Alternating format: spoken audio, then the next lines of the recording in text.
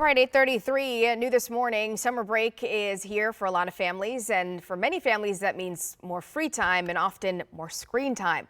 Recent research shows children who spend more than 7 hours a day on screens face significantly higher rates of anxiety and depression. And a new advisory from the U.S. Department of Health and Human Services is warning parents about the growing health risks associated with excessive screen use. Joining us this morning is Kelly McKenna, CEO of End Chronic Disease, to talk about what parents need to know and some practical ways that families can create healthier habits this summer. Good morning to you. Thanks for being with us. Thanks for having me. Why is this such an important issue to pay attention to right now?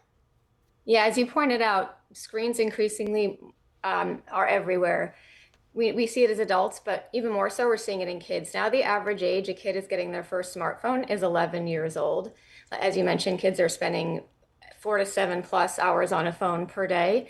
This is at a time when their brains and their bodies are still developing. So we're seeing a growing mountain of evidence showing both physical impacts, health impacts, mental health impacts, behavioral impacts, learning impacts. And so we need to reel it back. And as you pointed out, there's been the Surgeon General's office just put out a statement. So did the American Academy of Pediatrics.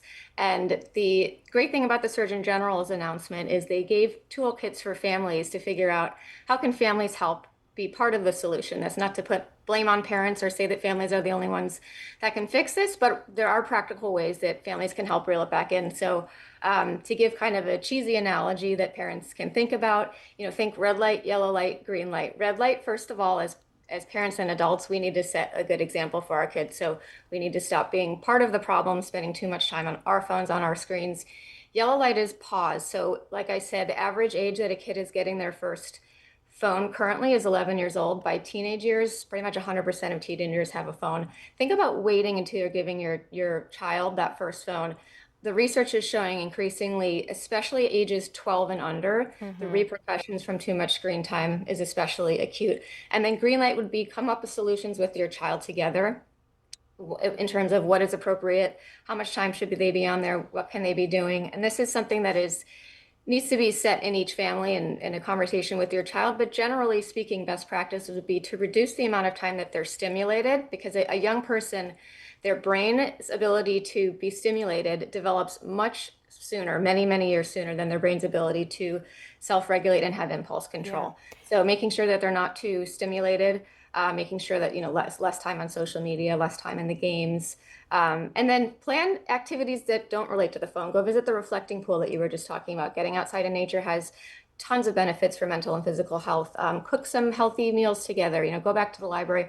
All the things that we as kids, when we didn't have access to phones, did during summertime. And Kelly, I want to ask you, how much does what a child is consuming play into some of these health concerns? You mentioned social media, but what if it's educational programs that are maybe on a screen? Yeah, so it's important to recognize this is not anti-technology. It's making sure that technology is used in an age-appropriate way, in a way that supports the child's overall well-being. So definitely there are very positive uses of educational technology. We know that schools everywhere, ever since COVID especially, are using screens to make sure kids learn, but it can't be unrestricted. Yeah. Are there any warning signs that we should be looking out for as parents that a child's screen use may be becoming unhealthy or really affecting their well-being? Yeah, I would say, making sure, so if a child is throwing a fit when you're asking them to put their phone away for a little bit, their screen away for a little bit, that might be an indication that there's a kind of addictive pattern with the phone. If they're more tired than usual, like the phones are really disrupting how much kids are sleeping every night. And that's the younger and younger that they get the phone, the more acute the impact. And yeah, paying attention to their mental health, I would say chances are most kids right now are spending too much time on the phone. Regardless. All right, Kelly McKenna on an important topic and some great tips for parents as we head into the summer. Thank you so much for your time. Thank you.